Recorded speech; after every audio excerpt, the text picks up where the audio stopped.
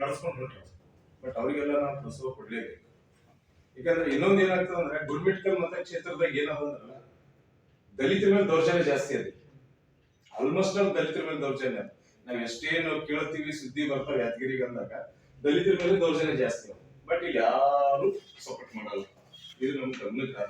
ಹಂಗಾಗಿ ನಾವು ಗುರುಮಿಟ್ಕಲ್ನಾಗ ಏನಂದ್ರೆ ನಾವು ಸ್ಟ್ರೆಂತ್ ಮಾಡ್ಬೇಕು. ನಮ್ಮ ದೌರ್ಜನ್ಯ ಯಾರೇ ಮಾಡ್ಲ, ಎಂತ ಪ್ರಭಾವ ಏನೋ ಇಲ್ಲ, ನಾವು ಅವ್ರಿಗೆ ಹೆದರೋದ್ ಬೇಕಾಗಿಲ್ಲ.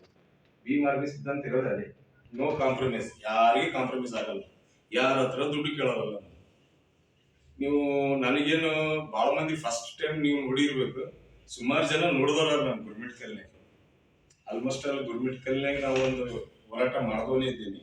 ಆಲ್ಮೋಸ್ಟ್ ಒಂದು ಡೆತ್ ಆದ ಬಾಡಿನೂ ಕೆದರ್ಸಿಲ್ಲ. ನಾನು ಫೈರ್ ಮಾಡ್ತೀನಿ ಅಂದ್ರೆ ನನಗೆ ಫೈರ್ ಮಾಡಂತ ಹೇಳಿ ಅಂತದೆಲ್ಲ ಹೋರಾಟ ಮಾಡಿದ್ವಿ. ಕೆ ಬಿ ವಾಸು ಇಲ್ಲ ನೋಡಿ ಸಾಕ್ಷಿ ಅವರು 2 ಸಲ ಹೇಳಕ್ ಎದರ್ಸಿನಿ. ಯಾರು ಸ್ಮೆಲ್ ಬರ್ತಿತ್ತು ಫೈರಿಂಗ್ ಮಾಡ್ತೀನಿ ಅಂದ್ರೆ ನನ್ನ ಮೇಲೆ ಫೈರಿಂಗ್ ಮಾಡ್ಬೇಕು, ಕಾರ್ಯಕರ್ತರ ಮೇಲೆ ಇಲ್ಲ ಅಂತ. ನಾನ್ ಹೋರಾಟ ಮಾಡಕ್ ಹಿಂದೆ ಸರಿಯಂಗಿಲ್ಲ. ನನಗೇನಂದ್ರೆ ನಿಮ್ ಸಪೋರ್ಟ್ ಬೇಕು.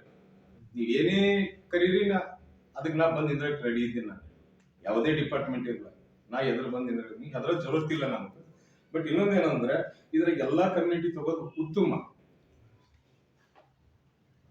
ಏನು ಎಲ್ಲಾ ಕಮ್ಯುನಿಟಿ ತಗೋರಿ, ಒಂದ್ ಸ್ಟ್ರೆಂತ್ ಸಿಗ್ತದ ನಮ್ಗೆ.